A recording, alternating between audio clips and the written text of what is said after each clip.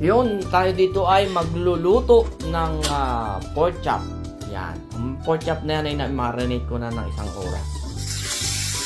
Nilagay ko, minarinate ko siya sa bawang, paminta, asin, ang magic sarap, at 1 pirasong kalamansi. Yan. Ipirito natin yan. Nakita nyo na nilagay ko yung, ano pa ito, shalse. Para kasi umaangat yung gitna niyan, kaya para even yung kanyang pagkasir. Yan, inano ko lang ng mga 3 minutes yan, tapos binaliktad ko na yan. Yan, lagay na, ayan. After 3 minutes ulit, yan, baliktadin na ulit natin.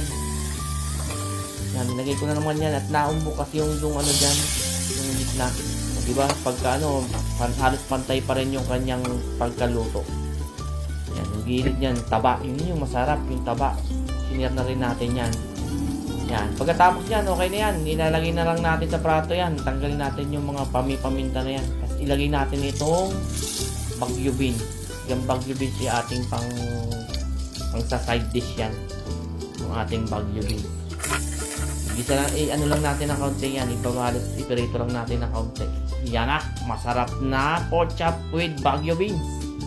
With lettuce and garlic mayo dip. Tara, kain na.